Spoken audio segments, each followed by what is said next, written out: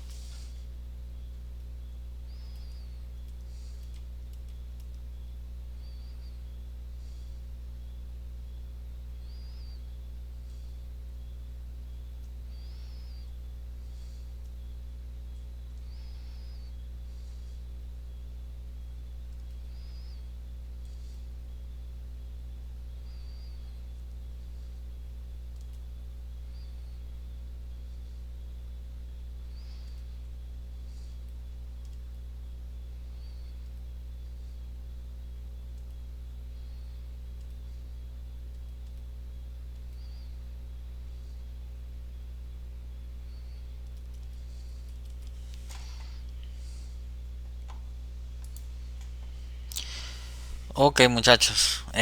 Buenas noches a todos. Vamos a dar inicio a nuestra última clase online de este año.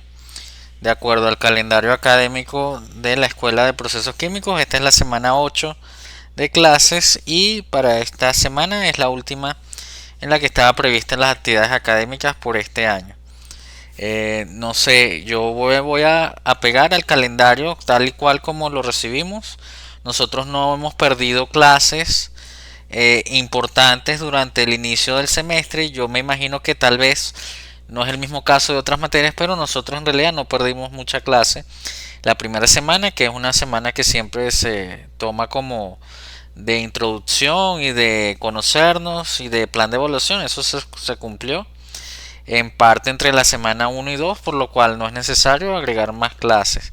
No sé cómo estarán con las demás materias, pero en nuestro caso nosotros vamos a cumplir con el calendario y por lo tanto damos inicio entonces a la última reunión de este año. Eso no significa que no puedan escribir durante el periodo vacacional. Yo también les voy a enviar algunos materiales que considere interesantes.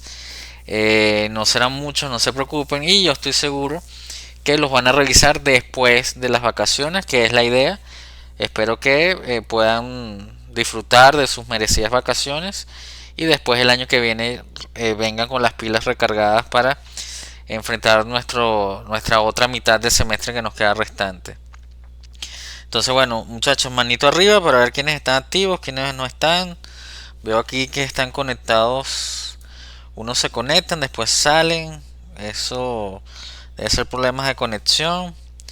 Pero bueno, entonces como les dije la semana pasada, vamos a tratar de hacer estas clases un poco más dinámicas y en las cuales ustedes participen un poco más. Porque recuerden que no es un monólogo, tiene que ser un diálogo entre ustedes y yo y los materiales bibliográficos que yo les he mandado. Ya les mandé por WhatsApp alguna de las documentación que vamos a revisar esta noche y que también les va a servir de guía para su próxima evaluación, el próximo corte que ya será el año que viene. Entonces, bueno, sin más preámbulos, vamos a iniciar con revisando algunas notas del tema que continúa, que ahora vamos a ver lo que se trata de, vamos a finiquitar una parte de la recepción, muestreo y vamos a pasar con lo que es la identificación y el almacenamiento y manejo de sustancias químicas que pueden ser peligrosas. Entonces vamos a finiquitar esta parte del muestreo con este material que yo les envié la semana pasada, que es el manual del operador químico en el capítulo 21. Este capítulo nos va a hablar un poco de eso que es el muestreo, que ustedes van a tener que aplicar durante los procedimientos de recepción de materias primas y a lo largo de todo el proceso y los procedimientos de aseguramiento de la calidad. Siempre el técnico superior y el ingeniero de procesos químicos tiene que estar tomando muestras. Son procedimientos estándar que nos permiten garantizar que nuestros productos están cumpliendo con los parámetros requeridos para que se cumpla nuestro proceso tal y cual como nosotros queremos que se cumpla. Es decir, que nuestra materia prima cumpla con diferentes características, parámetros, los cuales no se pueden desviar de ciertos rangos de tolerancia. Incluso tal vez ni siquiera tienen una desviación. Uno tiene que garantizar, dependiendo del nivel de calidad, de la exigencia de nuestro proceso, que los parámetros nunca se desvíen en tal porcentaje del parámetro ideal. Y eso debe ocurrir tanto con la materia prima como con los productos intermedios como con el producto final. Y es un proceso continuo.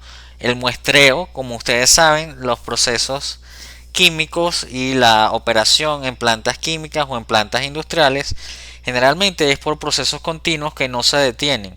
Por lo tanto, los parámetros siempre pueden variar a lo largo del tiempo y por lo tanto hay que verificarlos cada cierto tiempo para ver que nuestro proceso está andando como uno lo desea.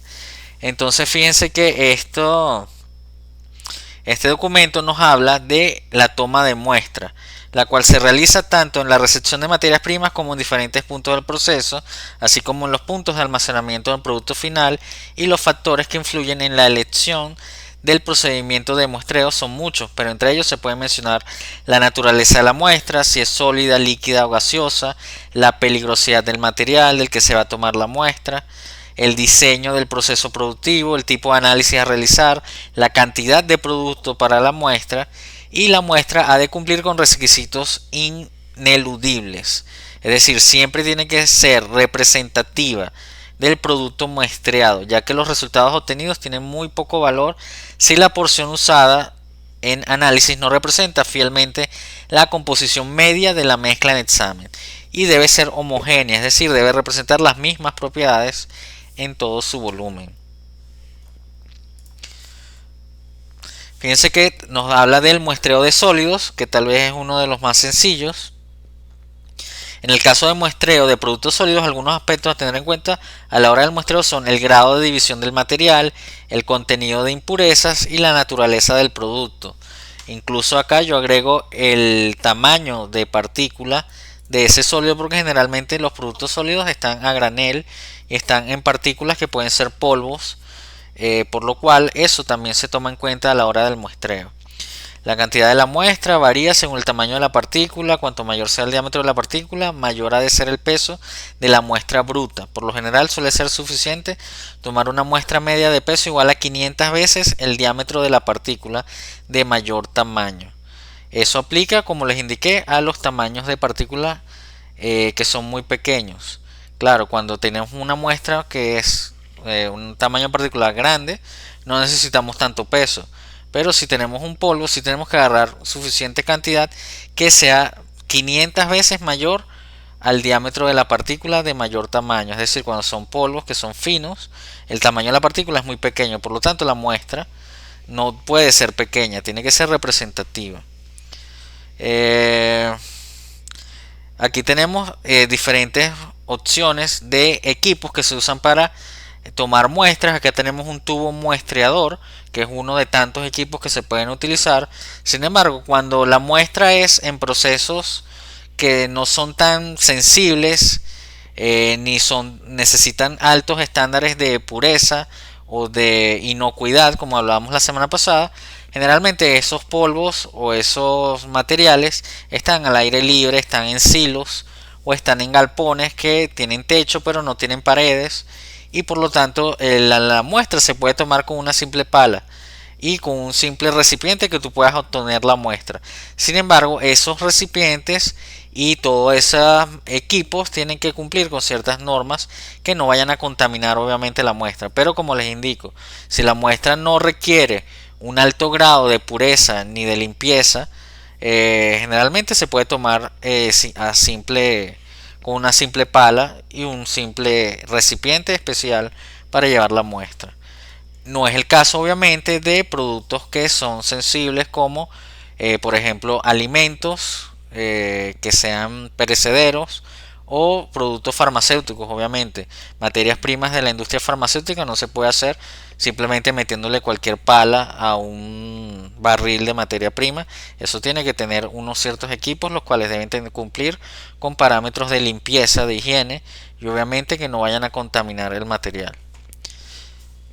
Esto yo se los voy a dejar también para que lo lean con detenimiento cada uno de ustedes, porque esto les va para su próxima evaluación, como es el procedimiento de muestreo tanto de líquidos como de sólidos.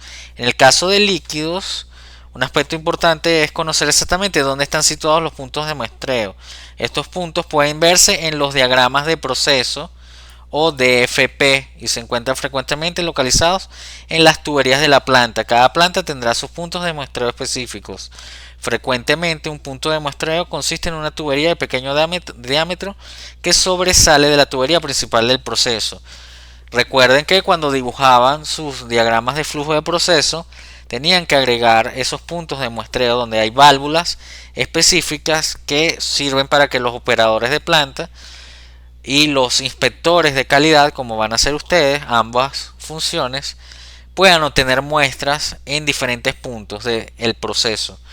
Y para eso hay puntos específicos de muestreo donde usted abre la válvula y puede tomar una muestra la cual, dependiendo de sus características como temperatura, viscosidad, toxicidad, incluso si son reactivos que pueden ser expuestos al aire o no, entonces usted va a tomar las medidas necesarias para resguardar esa muestra hasta que llegue al laboratorio.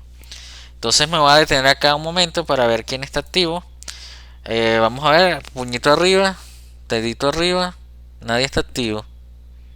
Ok, perfecto. Entonces bueno, ya que vimos esto del muestreo, quiero ahora de las personas que están conectadas, voy a preguntarle a Scarlett, por favor, abre tu micrófono y dime qué opinas.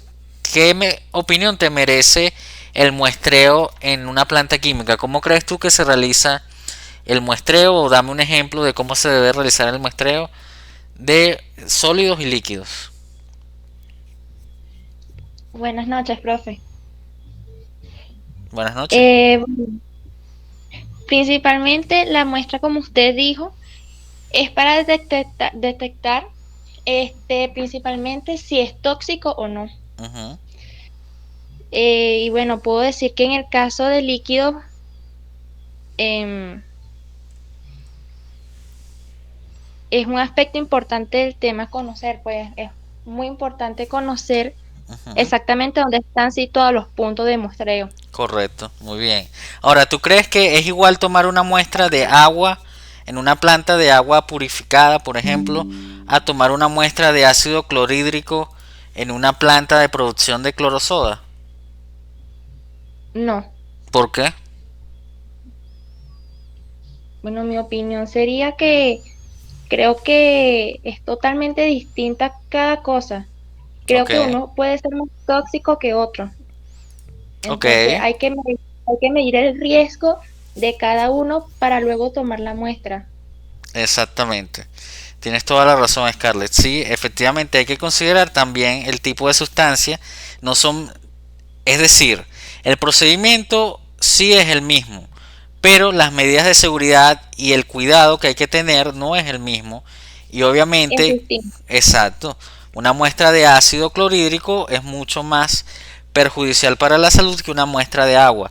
Sin embargo, aunque el procedimiento pueda ser igual, que es abrir una válvula, tomar la muestra, y los equipos de seguridad probablemente sean los mismos, debes tener tus equipos de seguridad de protección individual, pero obviamente sabemos que una salpicadura de agua no es lo mismo que una salpicadura de ácido clorhídrico.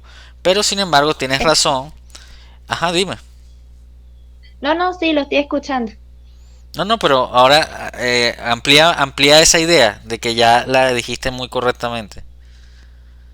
Bueno, es que como usted dice, no es lo mismo una gota de agua a una gota de ácido clorhídrico. Ajá. Porque el agua no es tóxica. El cambio, se puede decir que el ácido clorhídrico sí. En mi opinión, no le sabría decir si sí o si no. No, sí, es correcto. El ácido clorhídrico es un producto químico peligroso. Es un ácido fuerte que al tocar cualquier tipo de sustancia orgánica empieza a disolverla. Y obviamente produce quemaduras graves en la piel, en las mucosas, no te puede caer en la vista, porque simplemente en palabras coloquiales te quema. Incluso dependiendo de la concentración, pero por eso cuando se manejan sustancias químicas corrosivas como los ácidos hay que tener mucho mayor precaución y más cuidado. Y por supuesto, aunque el procedimiento puede ser que sea el mismo, porque tú vas a tomar una muestra de un líquido, que en este caso es un ácido, y en el otro caso es agua, pero obviamente la precaución y el cuidado que hay que tener es diferente. Ok, Angelis levantó la mano, ahora puedes opinar, Angelis. Profe, y también es muy importante el donde se vaya a tomar la muestra, donde se vaya a conservar. Por lo menos si es ácido, es mejor en vidrio, porque el plástico se lo puede consumir y que sea totalmente hermético, para que se mantenga la sustancia pura y como se haya tomado la muestra. Exacto, correcto. Muy bien, Angelis. ¿Alguien más tiene alguna otra opinión? ¿Alguien opina lo contrario? piensan que el recipiente en el que se toma la muestra de agua, como dijo Angelis, es el mismo para agua que para ácido. Profe, para el ácido tendría que ser como uno de vidrio, Ujú, más o menos. correcto. ¿Por qué de vidrio? Porque si le coloca uno de plástico se lo podría consumir, ¿no? Ujú. ¿Y ustedes no han visto ácidos resguardados en plástico, en recipientes de plástico? Les dejo esa pregunta. José, ¿qué opinas tú?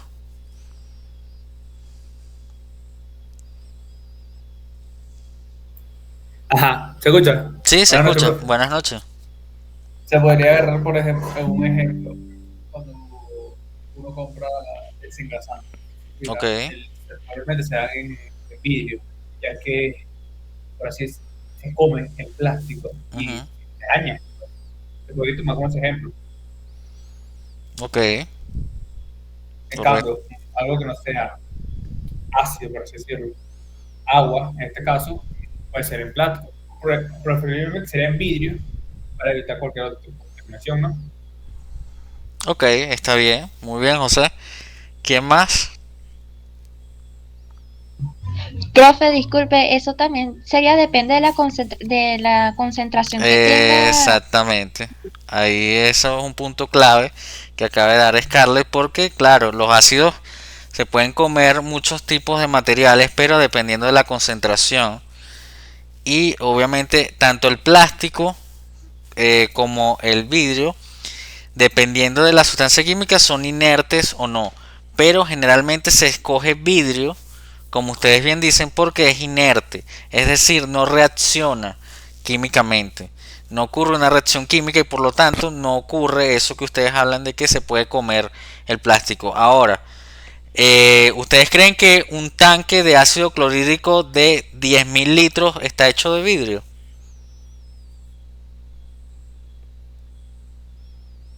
No, profe, está hecho siempre es de acero inoxidable, con aleaciones y otros Ujú. compuestos para que sea lo más viable. Muy bien, Cristóbal, exacto. Los materiales pueden variar y dependiendo del tipo de sustancia, de la concentración y del volumen, se pueden elegir diferentes materiales porque eso también involucra costo y también practicidad. Un tanque de 10.000 litros de vidrio, imagínense que se parta, es decir, no sería el material vidrio la mejor opción para hacer un tanque de 10.000 litros porque es un material que es muy frágil, que a pesar de que es duro puede ser frágil y entonces al ser muy frágil cualquier grieta, cualquier golpe va a hacer que se rompa. Por lo tanto, para muestras pequeñas siempre se va a usar vidrio, pero para volúmenes grandes se va a usar, como dijo bien Cristóbal, acero inoxidable, puede ser con un recubrimiento interno, puede ser con un tratamiento térmico específico y también se utiliza plástico, porque si ustedes van al mercado, ustedes conocen un producto químico que se llama limpiador de pocetas más.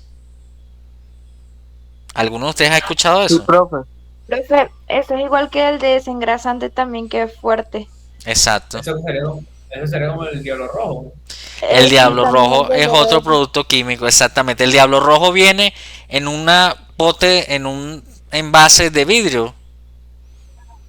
No, es un No, no, plástico. Es un plástico, plástico, ¿verdad? Y el contenido del diablo rojo, ¿cuál es la sustancia química principal que el componente del diablo rojo?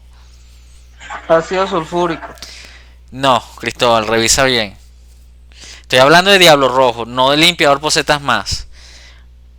Cristóbal, lo que acabas de decir es el componente principal de lo que yo estaba mencionando del limpiador de pocetas más, que es el ácido clorhídrico.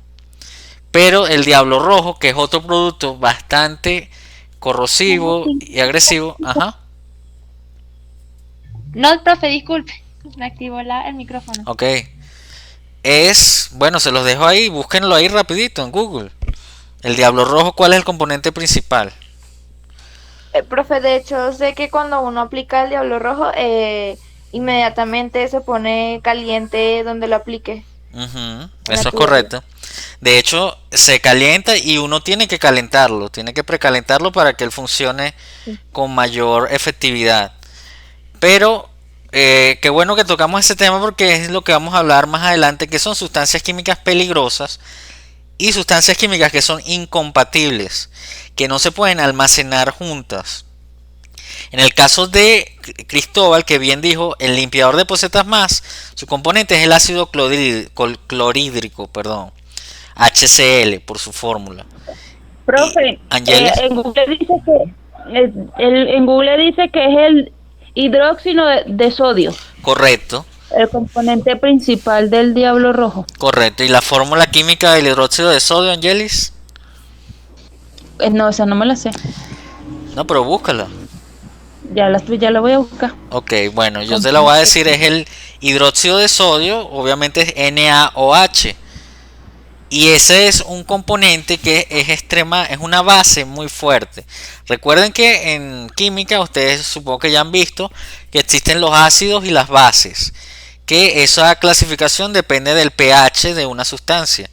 Los ácidos son aquellos que tienen un pH muy bajo, entre 1 y 4 aproximadamente, y las sustancias básicas son aquellas que tienen un pH muy alto, entre 11 y 14, que es hasta donde llega la escala. El hidróxido de sodio es un ácido, una base muy fuerte, y el ácido clorhídrico es un ácido muy fuerte. Y ustedes me imagino que ya saben que los ácidos y bases reaccionan cuando se combinan para producir una sal y agua, pero esa reacción puede conllevar a diferentes cambios de temperatura. Pueden ser reacciones exotérmicas, reacciones muy bruscas, que incluso ácidos y bases generan muchas veces gases, vapores, liberan vapores, los cuales pueden ser dañinos para la salud. Y esas reacciones ácido-base, cuando son así, en sustancias peligrosas, deben evitarse a toda costa, porque justamente como son reacciones que producen sustancias secundarias o productos secundarios que son dañinos para la salud, esos vapores, si uno los inhala, pueden llegar a ser hasta letales. Angelis levantó la mano, dígame. Profe, de hecho también dice que ella se disuelve rápido en el agua, es alto corrosivo en en ciertos metales como aluminio, zinc, estaño, y dice que libera mucho calor.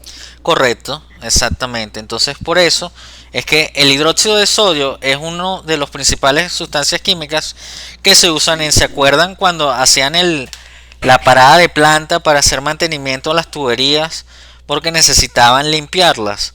Cuando las tuberías están muy sucias, se utiliza hidróxido de sodio o también una mezcla de ácidos para disolver esas sustancias, porque tanto el hidróxido de sodio como los ácidos tienen la capacidad de disolver cualquier tipo de material que haya quedado pegado de las tuberías, incluso incrustaciones que son de carbonato de calcio. Todo eso que son como piedras, eso lo disuelve tanto una solución de hidróxido de sodio o una solución de ácido clorhídrico o ácido sulfúrico, o una mezcla de ambos, dependiendo del tipo de tubería de proceso y dependiendo del plan de mantenimiento que tenga esa tubería. Pero por eso es que esas sustancias son tanto peligrosas como, fíjense que el muestreo del ácido clorhídrico también es diferente. Ahora el ácido clorhídrico el hidróxido de sodio tiene diferentes presentaciones, y ustedes conocen el diablo rojo, ¿verdad? Ustedes lo han visto, lo han tocado, lo han usado. Sí, profe, yo lo he usado. ¿Cómo es? ¿Es líquido? Es espeso. Espeso, pero ¿es líquido, es sólido, es gaseoso? Es líquido. Ok, es que hay una presentación líquida, pero solo viene una presentación líquida. Nadie ha usado diablo rojo en otra presentación. Yo lo he visto como en polvo. Ajá. Si viene como en virutas o en peletas o en pellas, en pequeños granitos sólidos. También el hidróxido de sodio viene sólido. Generalmente se maneja sólido y se disuelve para hacer una solución. Ojo, Ismarly tiene razón, también lo venden líquido ya disuelto, la solución preparada. Scarlett dice, ¿te escucho? Profe, de hecho, hay que leer muy bien qué producto químico tenga, o mejor dicho, las indicaciones, porque Ujú. muchos de esos componentes químicos pueden hacerle intoxicar la persona. Exactamente, eso es correcto. Sí, bueno, pero entonces vamos O a... también Ajá, dígame, ¿quién opina? que también pueden causar quemaduras. Correcto. Todo eso tiene que leerse muy bien el prospecto porque esas sustancias son de altísimo cuidado. Y eso que vienen a concentraciones bajas, concentraciones mucho menores de las que ustedes van a manejar en la industria. Entonces, bueno, vamos a continuar, que estuvo muy bueno el debate y para darle más oportunidad a los demás. Entonces, los felicito muchachos de verdad. Y vamos a continuar acá con lo del muestreo de gases. En el caso de productos gaseosos se utilizan especiales tubos de vidrio o de acero con válvulas de cierre en ambos lados. Son sistemas presurizados porque obviamente el gas, como ustedes saben, es un fluido que va a ocupar todo el espacio en el cual se encuentre. Y si no tiene tapa el recipiente, no tiene tapa el tubo o la botella que vas a utilizar, entonces obviamente el gas se te va a escapar. Si la toma se puede realizar en húmedo, el contenedor estará lleno de agua destilada para que completar su drenaje se intuye que el tubo está lleno de gas. Si la toma no se puede realizar en húmedo, el tubo contendrá nitrógeno y además tendrá en su dotación especiales manómetros que indicarán la presión interior. Eso es muy importante porque los gases, nosotros cómo medimos los gases, cómo sabemos que una bombona está llena de gas o no, lo sabemos dependiendo del tamaño. Si la bombona es grande lo sabemos por el peso, pero si no es tan grande y el peso no va a variar mucho, lo sabemos más que nada por la presión. Nosotros tenemos que medir la presión de esos tubos especiales donde vamos a tener la muestra, porque dependiendo de la presión es que hay una relación directa entre la presión y el volumen, gracias a nuestra ley del gas ideal, que ustedes también supongo que ya han visto en química.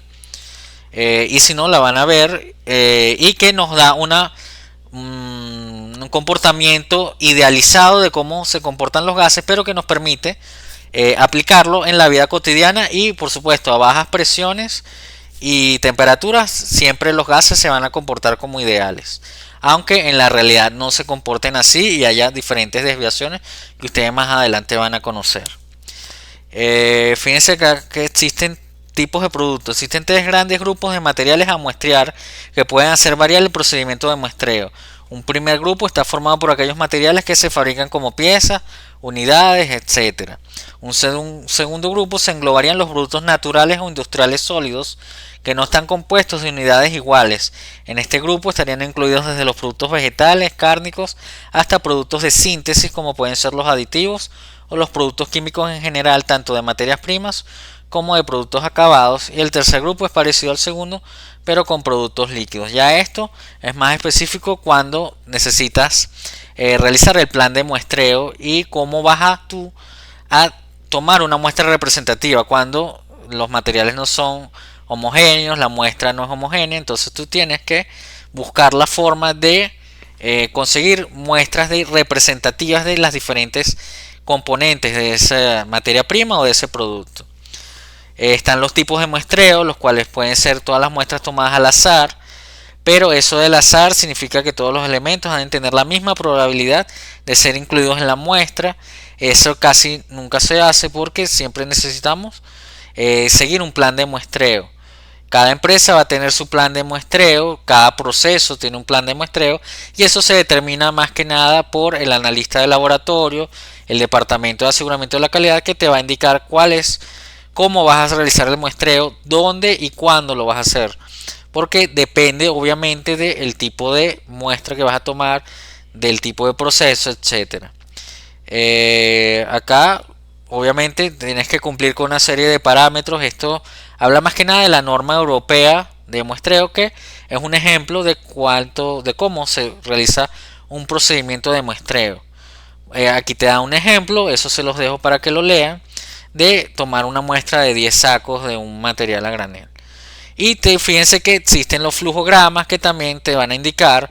Eso también está en los manuales de operación o en el manual de operación estándar de la empresa, donde va a estar el procedimiento exacto, cómo tienes que realizar el muestreo y cómo va a ser la cadena de custodia de esa muestra, desde que se toma hasta que llega al laboratorio para obtener los resultados que sean válidos. Porque si esa muestra no cumple con ese procedimiento y esa cadena de custodia, es decir, que esa muestra no se pase, no sea contaminada, no sea abierta, por ejemplo, si es un recipiente cerrado, no sea manejada por algún tercero o algún operador que no tenga la responsabilidad y no tenga la autorización para manejar muestras, entonces la muestra no es válida. Si esa muestra la toma cualquiera, no es válida para el laboratorio y los resultados que den no van a ser válidos para poder determinar si las especificaciones o los parámetros se están cumpliendo.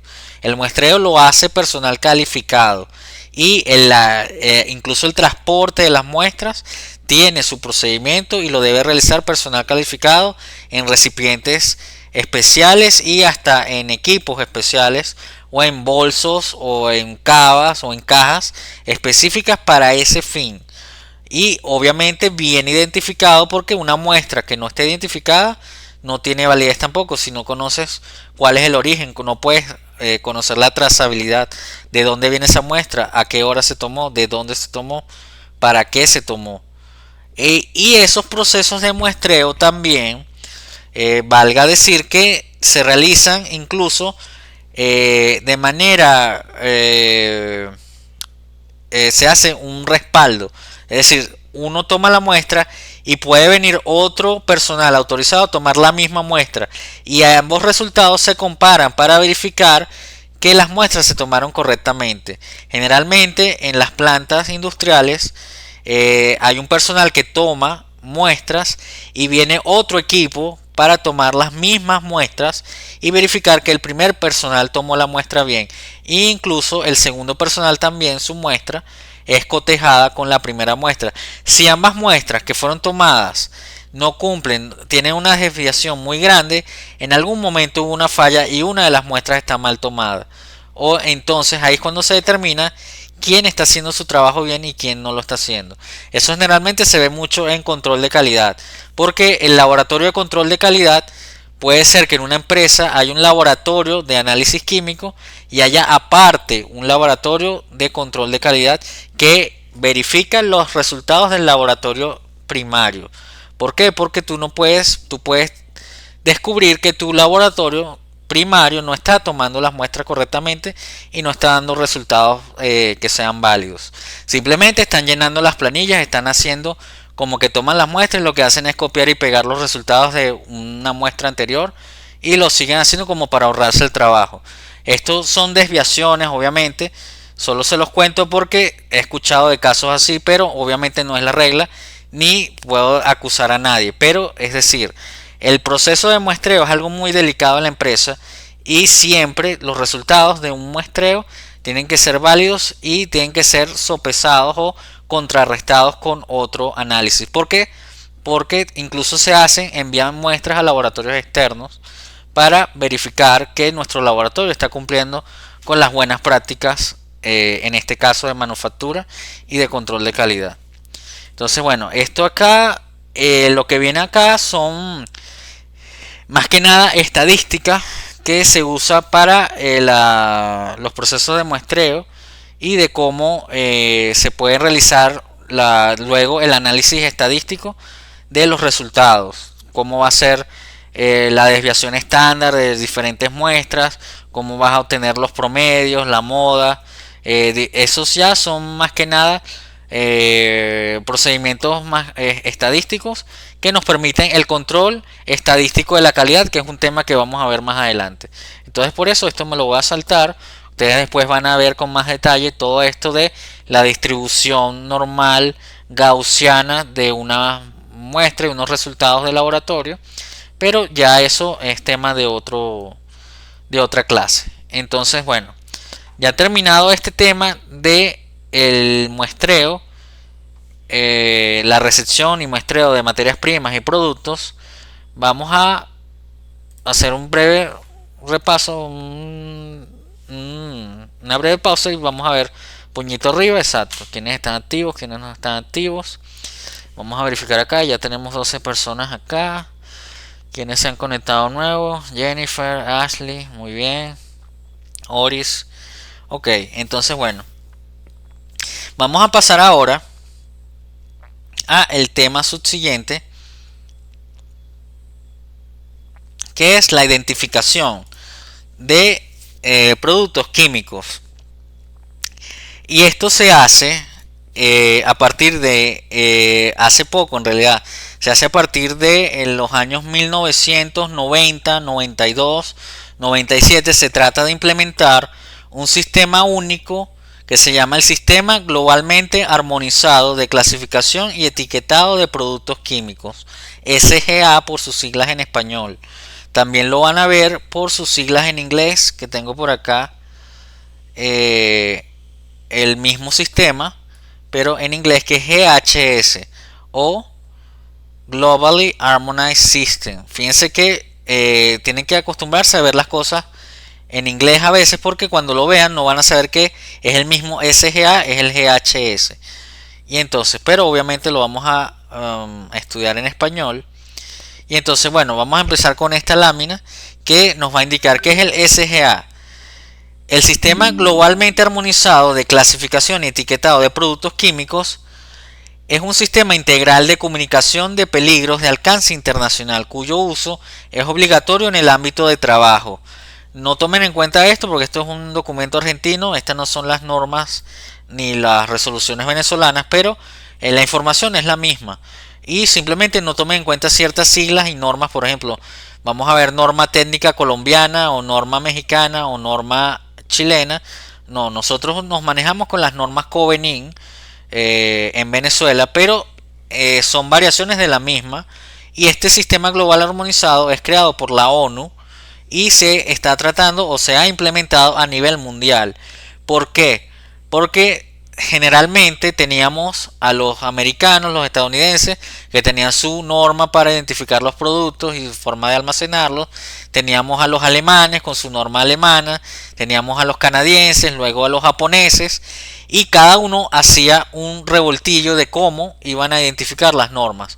Al final eso no funcionaba porque dependiendo de cada país había que aprenderse unas normas de cada país y eso no es práctico. Por eso es que se busca la unificación y la estandarización de un sistema único que sea válido a nivel global, de que te permita identificar las sustancias, para que un técnico, un operador de planta en China, que se encuentre un lote o unos ciertos barriles de una sustancia química producida en Venezuela, sepa cómo identificarla sin tener que aprender la norma venezolana de identificación, y viceversa. Cuando nos viene materia prima de China, que es materia sustancias químicas, ellas van a venir identificadas de la misma manera que los vamos a identificar acá, gracias a que a este sistema globalmente armonizado o GHS o SGA. Fíjense que acá están los objetivos: unificar los criterios para identificar los peligros asociados a las sustancias químicas y sus mezclas, transmitir información confiable tanto para el cuidado de la salud humana como para el medio ambiente. Los criterios de clasificación dentro del SGA, los peligros fueron clasificados según las propiedades físico-químicas, toxicológicas o ecotoxicológicas del producto y su efecto sobre la salud y el medio ambiente. Cada clase de peligro se divide en subcategorías para comparar su gravedad.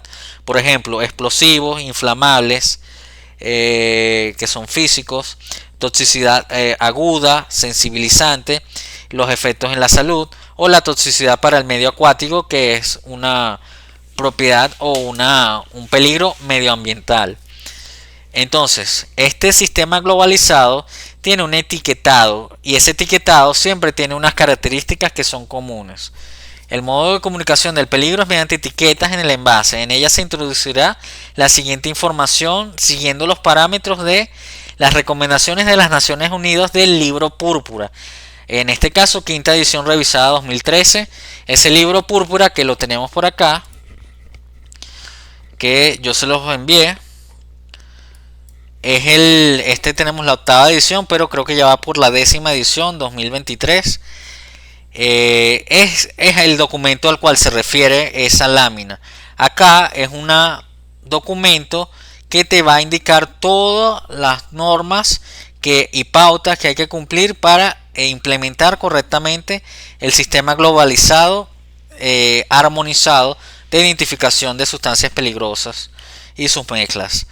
Fíjense que acá nos indican justamente los peligros, cómo los clasifican en peligro físico, peligro para la salud, peligro para el medio ambiente, y cada uno de esos peligros tiene diferentes dependiendo del tipo de sustancia. Entonces vamos a seguir acá, y esto es muy importante porque también se promueve la creación de la ficha de datos de seguridad, que cada sustancia química debe llevar su ficha de seguridad o de datos de seguridad. Esta es una forma adicional y complementaria de comunicar los peligros y advertencias que tiene cada sustancia química. También se llaman hoja de datos de seguridad o hoja de seguridad. El objetivo es informar acerca de las propiedades de las sustancias y mezclas y señalar los peligros potenciales para quien las manipula y para el que se encuentre expuesto. Incluso no solo para el que la manipula tiene peligro, sino las personas que están alrededor de esas sustancias y alrededor de los equipos, de las plantas, de los procesos, también, así nunca vayan a manipular esas sustancias, están expuestas a esas sustancias porque, como bien lo dijeron por ahí, esas sustancias pueden provocar reacciones químicas cuyos productos son volátiles, y esos productos van a afectar a una gran proporción de, por ejemplo, una población o de un personal que esté en planta. Por lo tanto, es muy importante cumplir siempre con las normas de seguridad y conocer qué es el sistema globalizado armonizado. Fíjense que acá les tengo la norma venezolana COENIN 3061 revisada al 2002, que dice que materiales peligrosos, guía para el adiestramiento de personas que manejan, almacenan y o transportan materiales peligrosos. ¿Por qué? Y entre ellos estamos nosotros, están ustedes, estoy yo. Nada más por estar cerca de la planta piloto de procesos químicos, ustedes ya están expuestos a este tipo de materiales. Nada más por entrar al edificio central de la UNETRANS, donde están los laboratorios de química, ustedes están en cierta proporción expuestos a esos materiales, y mucho más cuando vayan a ingresar a hacer sus prácticas de laboratorio, tanto de química 1 como de química instrumental, como de análisis de aguas, o sus laboratorios de prácticas de planta piloto. Ahí es donde van a de verdad manejar este tipo de materiales, pero simplemente porque están almacenados al lado donde ustedes están viendo clases, ustedes son propensos a ser expuestos a este tipo de materiales. Incluso las personas que viven al lado de plantas químicas, plantas petroquímicas, plantas industriales, procesos de metalurgia, siderurgia, se ven expuestas, así lo quieran o no, a este tipo de materiales y obviamente de desechos y subproductos que muchas veces son enviados al ambiente, se envían a la atmósfera o se envían a las aguas o se almacenan en la tierra, se almacenan en patios de almacenamiento de desechos, que ustedes más adelante vamos a poder ver y estudiar, que tiene más que ver con la parte de ingeniería medioambiental, pero que también ustedes ya deben empezar a manejar, porque los procesos químicos, como ustedes ya se darán cuenta, son procesos que son bastante nocivos para la salud y generan muchos desperdicios y desechos que al final, si no son dispuestos de una manera controlada, regulada por la legislación, entonces la gente puede hacer lo que le dé la gana, y es por eso que han ocurrido tantos accidentes y la contaminación ambiental en nuestro planeta ha sufrido diferentes contaminaciones, vertidos de sustancias químicas en ríos, en mares, en lagos, los cuales, bueno, tienen consecuencias catastróficas que ya ni siquiera, bueno, vale la pena mencionar, porque ustedes me imagino que ya las conocen. Entonces, bueno, con respecto a esto vamos a hacer la pausa acá Y entonces ahora vamos a darle chance a las personas que no han participado. Por ejemplo, Jennifer, ¿qué opinión te merece esto que hablamos del sistema globalizado urbanizado? ¿Tú crees que es importante conocerlo o es mejor eso simplemente pasarlo por encima? Disculpe, profe, no le he estado prestando tanta atención, más bien he grabado la clase porque estaba haciendo otras tareas.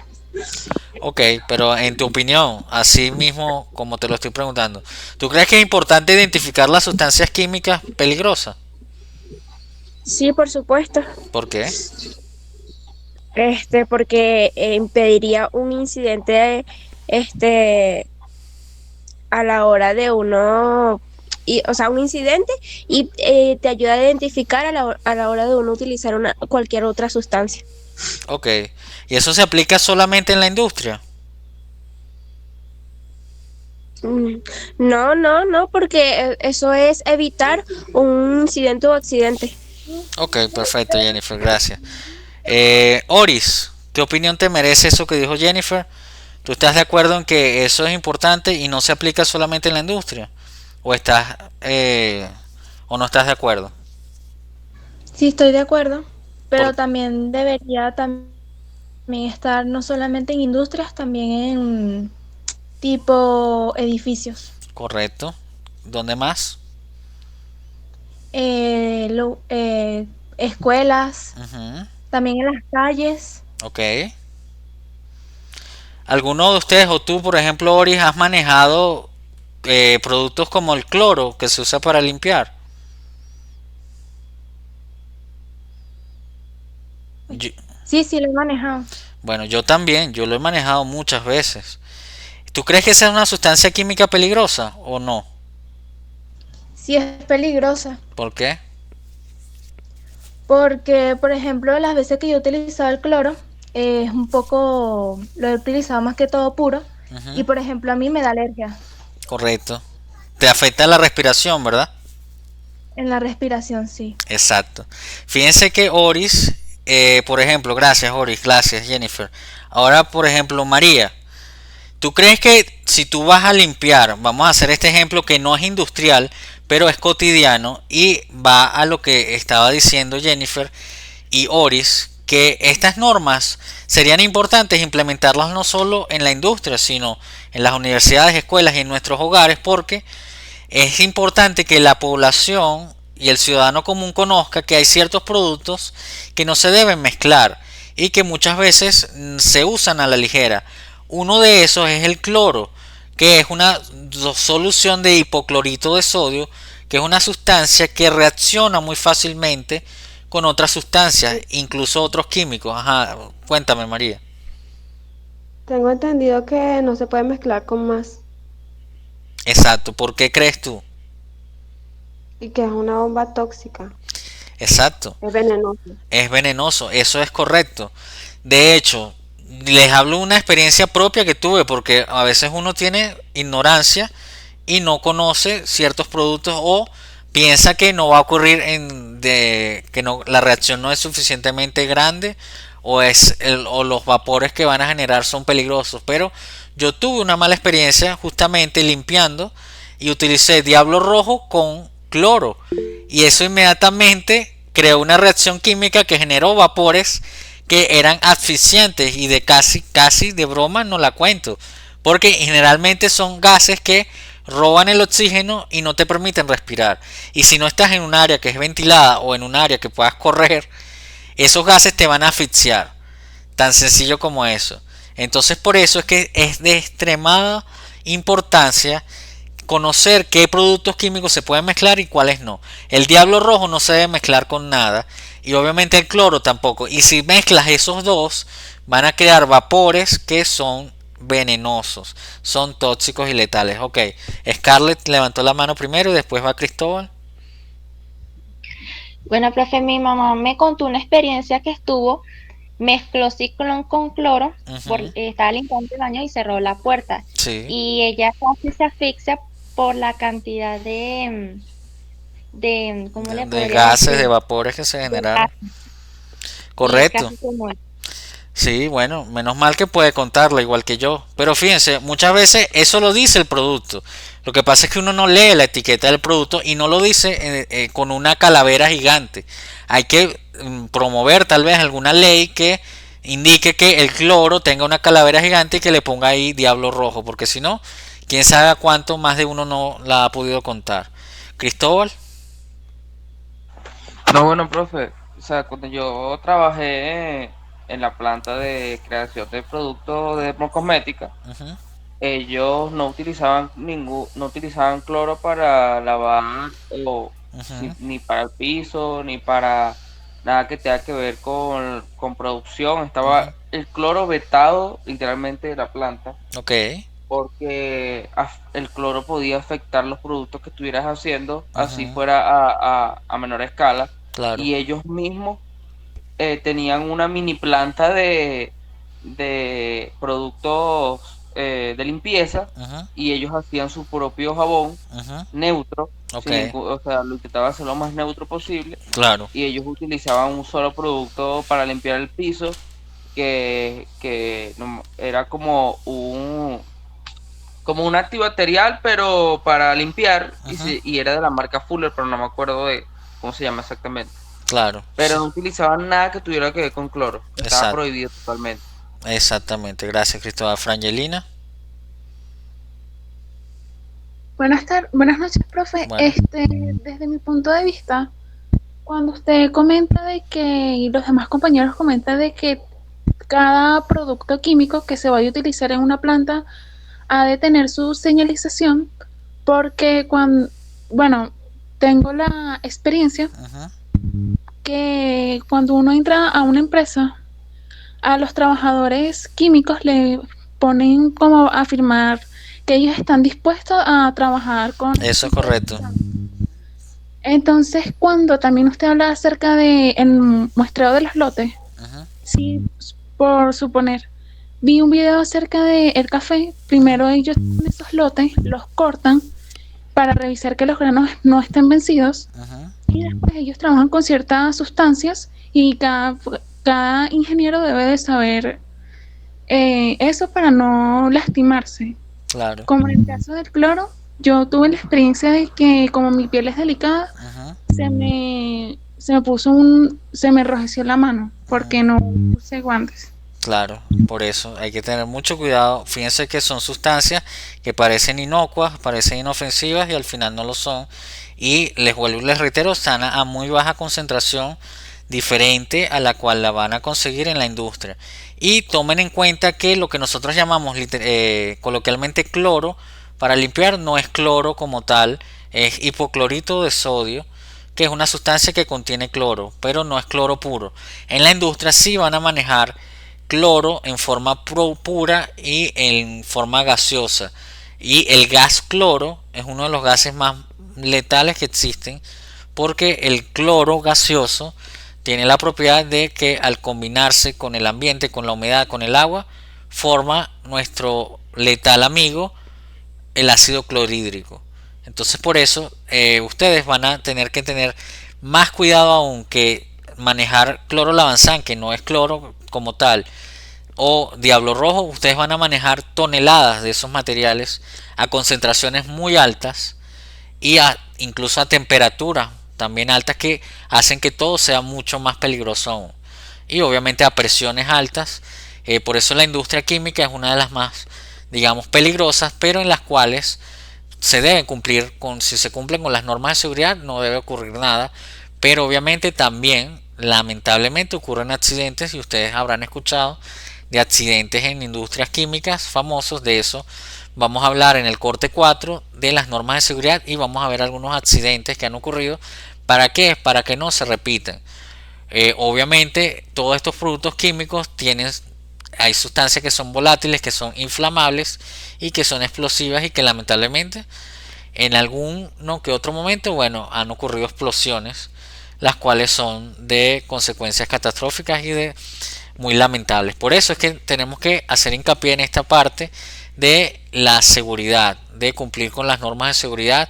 Y esto empieza por la identificación, porque fíjense, si las sustancias son peligrosas, bien identificadas, son más peligrosas aún si no están bien identificadas, porque si tú tienes un tambor de una sustancia y no sabes qué hay en ese tambor, no tienes idea de dónde lo puedes almacenar de manera segura, de dónde lo puedes vertir o de con qué otros productos los puedes almacenar o mezclar o diluir o etcétera. Es decir, no puedes manipularlo de manera segura si tú no sabes qué es eso, si no está debidamente identificado y esa identificación sea válida, porque tampoco es que cualquiera puede ir con un marcador y marcar esto es ácido clorhídrico sin saber si ni siquiera ahí lo que está es ácido clorhídrico. Entonces vamos a continuar con este tema, que obviamente es muy profundo y ustedes tienen que continuarlo desde sus casas. Todo el tema del sistema globalizado armonizado de identificación. Yo les mandé ya todos estos materiales bibliográficos porque hay una parte especial que es la de almacenamiento. Fíjense acá los diferentes equipos que se pueden almacenar sustancias químicas, que son desde barriles plásticos y estos tipos de tanques rectangulares que también se conocen como varitanques, que fíjense que son plásticos pero están debidamente identificados, y fíjense que la sustancia no se come el material plástico, porque dependiendo de la concentración y del volumen y del tipo de sustancia es que se va a elegir. Y fíjense que aquí estos parecen metálicos, o sea, hay barriles metálicos que también soportan diferentes sustancias. Todo eso depende del tipo de material y el almacenamiento, que es otro tema que vamos a ver o que ustedes van a estudiar. Tiene obviamente su normativa europea, americana, venezolana, pero es prácticamente la misma de cómo se debe almacenar las sustancias, en dónde se deben almacenar de manera segura, cuáles sustancias son compatibles de ser almacenadas en el mismo sitio y cuáles no. Incluso hay sustancias las cuales, fíjense acá en la foto, como es el equipo de protección de las personas que simplemente están manipulando estos barriles de una sustancia química que está plenamente identificada. Imagínense que no estuviera identificada, no sabemos si esa sustancia es radioactiva o si es venenosa. Por eso, y así sepamos, igual tenemos que protegernos. Esto me recuerda mucho a la serie esta Breaking Bad, espero que alguno de ustedes la haya visto. Fíjense que así es el equipo de protección que tiene que tomarse uno, el estilo Breaking Bad.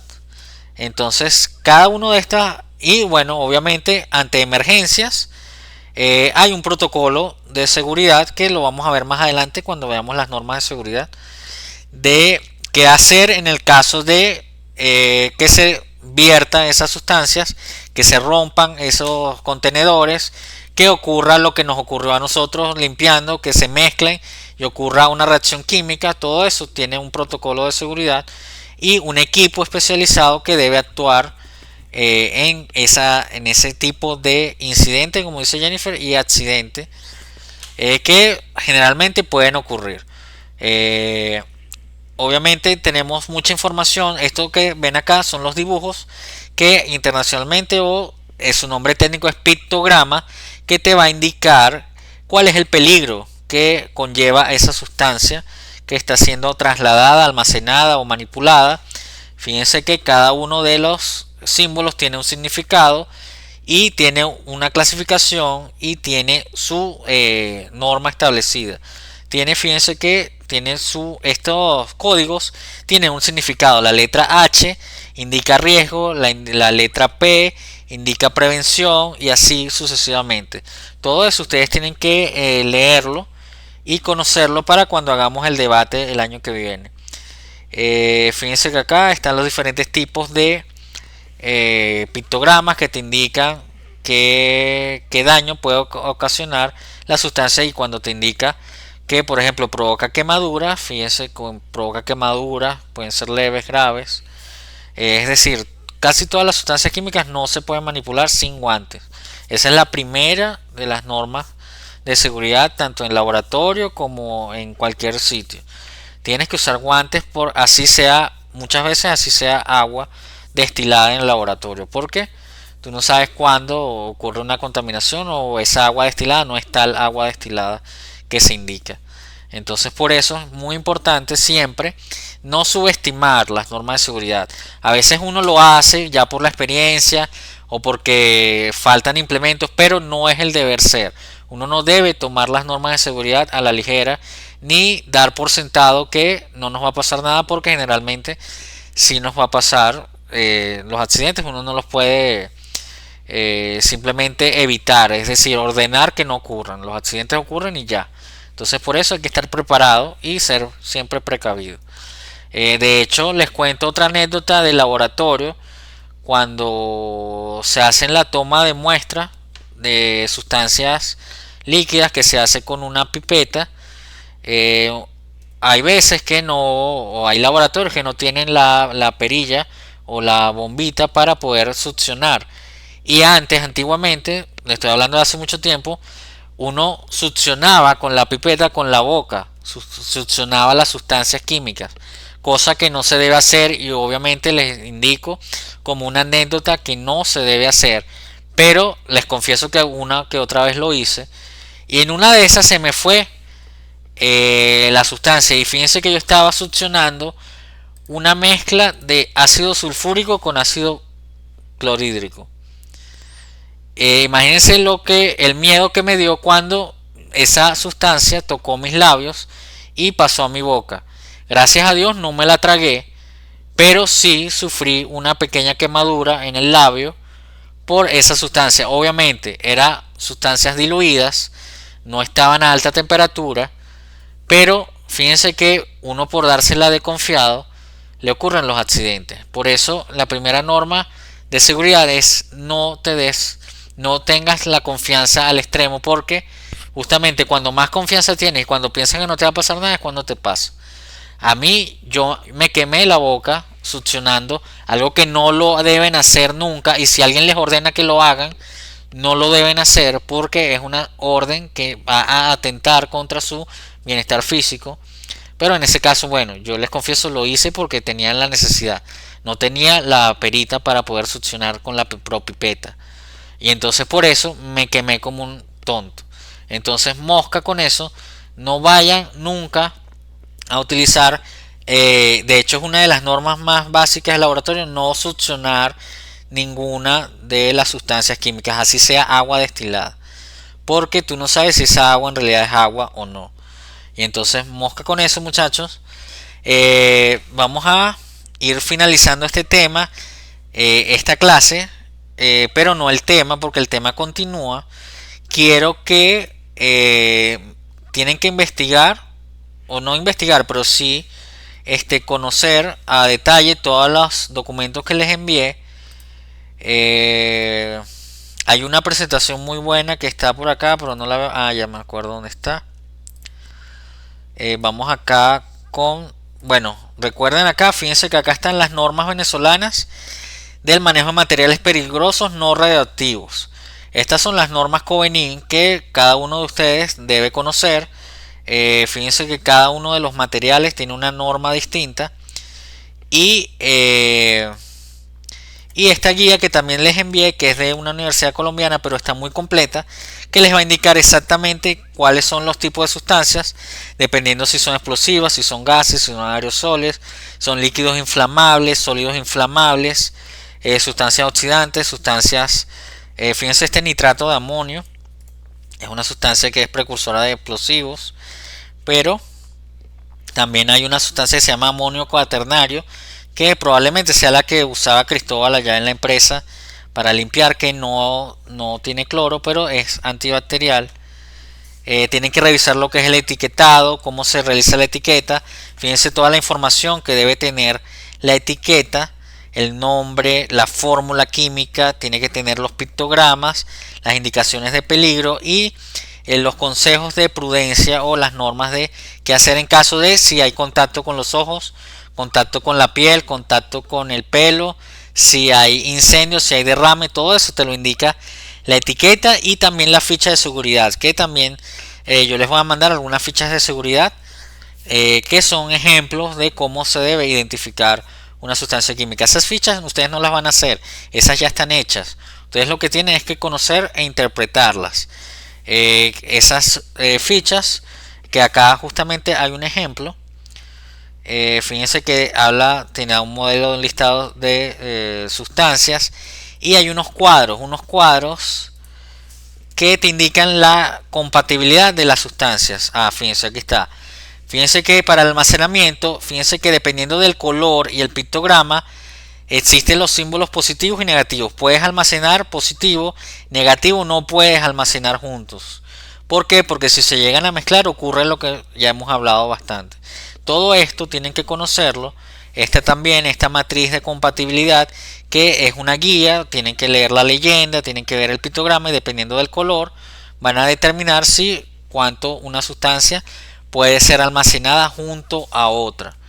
Incluso fíjense, el amarillo se permite el almacenamiento mixto, solo con restricciones. El verde se permite en principio el almacenamiento mixto y el rojo se requiere almacenamiento separado, es decir, no se puede nunca jamás almacenar juntos. Incluso hay sustancias que son tan explosivas, o por ejemplo la pólvora, se almacena en instalaciones que no tienen electricidad. ¿Por qué? Porque una chispa puede causar una detonación. Eso también ocurre en las industrias químicas, por ejemplo las refinerías. Hay zonas en las cuales, por ejemplo, las linternas que utiliza el personal tienen que ser especiales para que no produzcan chispa. Incluso las instalaciones eléctricas tienen que tener una protección especial para que no generen chispa o la chispa nunca vaya a alcanzar la atmósfera, porque si hay una fuga de una sustancia que es inflamable, entonces ocurre con un chispazo, ocurre lo que ustedes ya saben que va a ocurrir, que al final del cabo es una reacción química como tal, que es una explosión o deflagración también la llaman. Entonces muchachos, vamos a continuar con este tema el año que viene. Sin embargo, este tema va para su próxima evaluación, que según nuestro calendario nos debería tocar en la semana 9. Sin embargo, la semana 9 es la primera de clases. Vamos a ver cómo nos va, y yo creo que lo que podemos hacer es una estrategia de ver una clase de repaso y después hacemos la evaluación, o si quieren la evaluación de lleno apenas llegando, ustedes me lo indican. Eso lo vamos a discutir más adelante. Cristóbal tiene la mano levantada. ¿Qué quieres decir, Cristóbal? No, bueno, era hace rato, profe, como estaba contando las anécdotas. Cuéntame. Yo era empezando, yo llevaba como 2 semanas dentro de la planta. Y acaban de traer unos artefactos nuevos, pues unas marmitas y todo aquello, y les estaban haciendo pruebas para ver si servían para utilizarlas y arreglar algunas cosas. Pues yo estaba de ayudante, eran mis primeros días.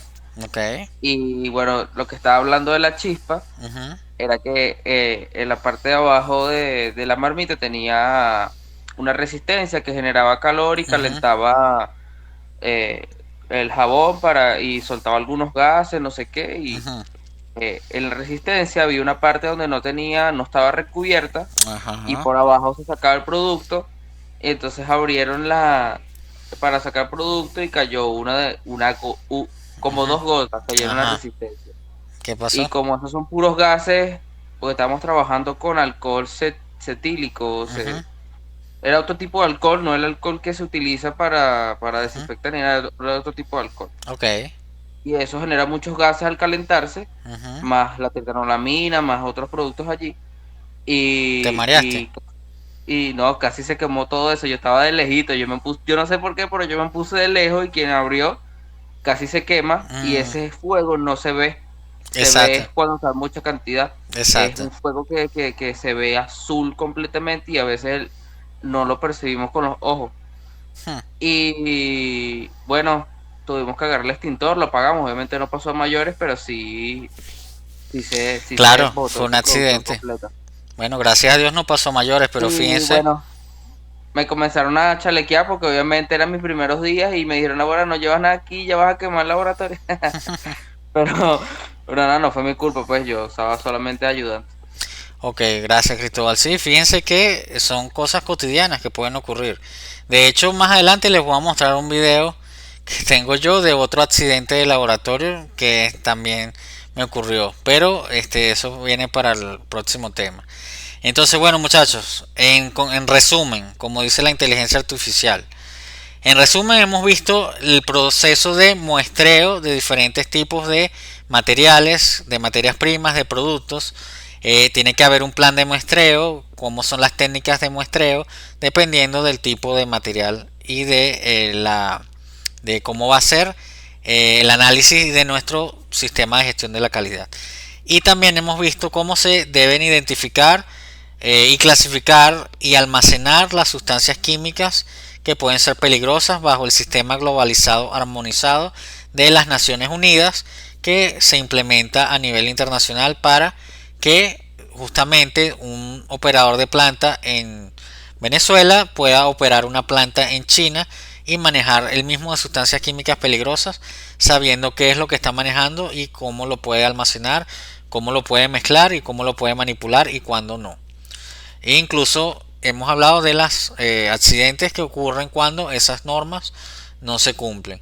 Este tema va a continuar, pero deben profundizarlo con el material de apoyo que les envié. Les voy a enviar videos sobre este tema y obviamente la dinámica que hicimos esta noche es muy parecida a cómo va a ser el próximo evaluación, que es un debate. Va a ser un debate así abierto en el que ustedes mismos y yo nos vamos a preguntar y vamos a opinar y vamos a proponer situaciones en las cuales ustedes van a defender cómo van a realizar la recepción de una muestra, cómo van a hacer de una materia prima, cómo van a hacer el muestreo, cuáles son los ensayos de control de calidad que le van a hacer a esa muestra, y dependiendo de esa sustancia, cómo la van a almacenar, cuáles son las medidas de seguridad básicas que deben implementarse, o de acuerdo al sistema globalizado armonizado, cuáles son los peligros que conlleva la manipulación de esa sustancia química, con cuáles es incompatible, con cuáles no. Y así, entonces, en ese debate, ustedes van a ir almacenando o acumulando su nota hasta que pasen. Ajá, dígame. ¿Es un debate individual o es un debate en grupo? Es individual la nota, pero el debate es en grupo, así como lo estamos haciendo. Cristóbal le puede preguntar a Frangelina y Jennifer le puede preguntar a José, y después yo le pregunto a todos, y después entonces María me pregunta a mí. Okay. Elijan bien su grupo, porque el que esté en contra va a perder, ya saben. No es por grupo, no va a ser grupo, es individual. Los argumentos van a ser individuales. Entonces cada quien se tiene que preparar para el debate individualmente y la nota va a ser individual.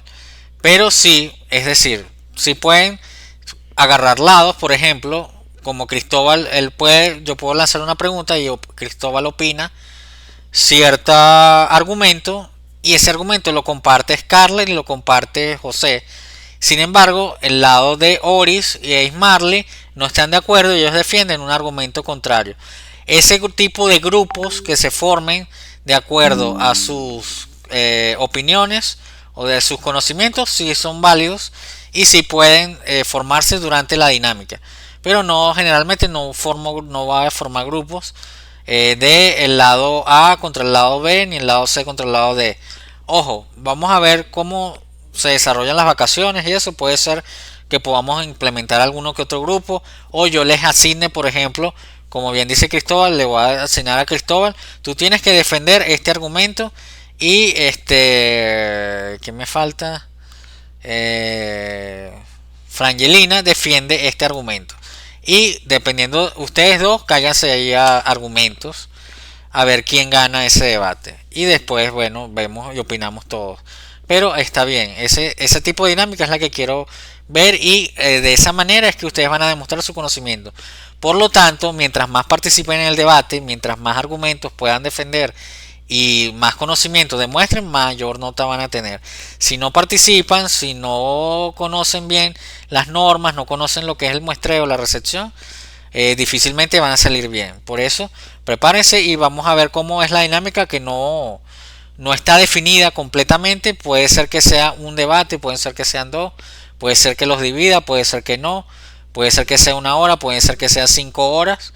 Entonces, bueno, ya veremos eso más adelante. Pero por eso ahorita no se preocupen, preocúpense por leer el material y ver los videos que le envié y lo que ustedes puedan ampliar, incluso de su experiencia propia, o de preguntarle a personas que hayan trabajado en la industria, pregúntenle a las personas de accidentes que les hayan ocurrido, incluso en la cotidianidad, de productos de limpieza, sustancias químicas, accidentes en la cocina, que también son, una cocina es como una pequeña planta de procesos químicos donde hay horno, hay fuego, hay reacciones químicas y ahí también ocurren accidentes e incidentes. Entonces todo eso es válido. Y bueno, alguna pregunta, algún comentario, algo que no quedó claro, alguien que no haya participado y quiera participar.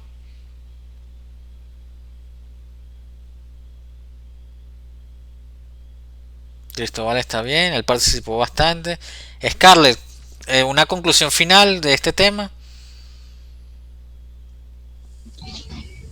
Que es importante el leer muy bien las normas de seguridad para evitar accidentes. Ajá.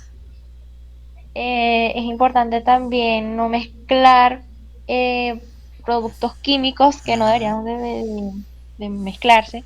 Ajá. ¿Y qué otra cosa? No, yo diría que ya. Ok, está bien, gracias, Scarlett. Oris, una conclusión final sobre este tema. Pues que es muy importante, sobre todo, saber con qué químicos estamos usando usualmente, Ajá. usando, ay, ¿cómo que se diría? En los hogares, pues, por Ok. así decirlo. Ajá. Saber también las señalizaciones Ajá. y eso, pues. Ok, gracias, Oris. Y Marley, una conclusión final, algo que agregar, alguna anécdota. La verdad me parece muy importante este tema, Ajá. por como han dicho ya mis compañeros, que es importante ante realizar todo, tener claro cuáles son las normas para que no ocurra ningún accidente y también ser responsable a la hora de estar realizando las muestras y todo eso. Excelente. Y por último, Jennifer, ¿qué opinión te merece esta clase, este tema? Bueno, profe, que estamos en un mundo en donde no solamente estas normas tienen que estar presentes en la industria o nosotros como trabajadores en una planta, sino como tal diariamente, pues, porque así como usted puso el ejemplo tanto de lo del cloro y otros químicos, los cuales no se pueden ligar o no se pueden utilizar a la ligera por personas que pueden ser de piel sensible y todo eso, pues. Entonces, esas medidas de seguridad son importantes tanto para al día a día, pues, como tal.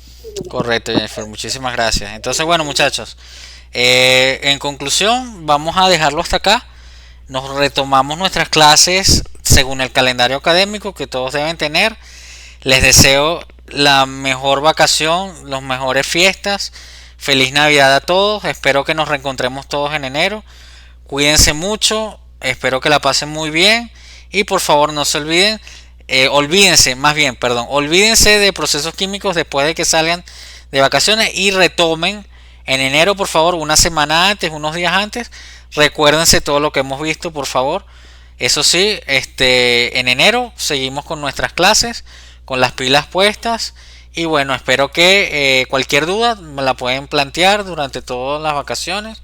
Pueden escribir por el grupo y yo les voy a estar enviando material. Voy a ser un poco fastidioso, pero no tanto tampoco. Y no les pido que vean las cosas cuando yo se las envíe. Sí les pido que las hayan visto para cuando venga el debate, que va a ser el año que viene. Entonces, bueno, ¿algún otro comentario, alguna otra duda? Si no, pulgar arriba y nos despedimos. Debería poner una gaita ahorita, pero se me pasó. Ahorita pongo YouTube. Y bueno, nos vemos en enero, muchachos. Feliz Navidad a todos y espero que nos reencontremos todos, Dios mediante. Entonces, bueno, muchachos, me desconecto. Como siempre, mañana la asistencia y la clase está en YouTube. Y bueno, cualquier duda estamos a la orden.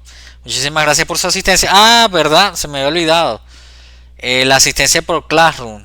Se las voy a dejar bueno, se las pongo ahorita y cuando puedan, por favor, dejen una asistencia por Classroom para que sea válido también para la asistencia. Entonces, bueno, feliz noche muchachos, gracias por su asistencia, nos vemos, hasta luego, chao, feliz Navidad.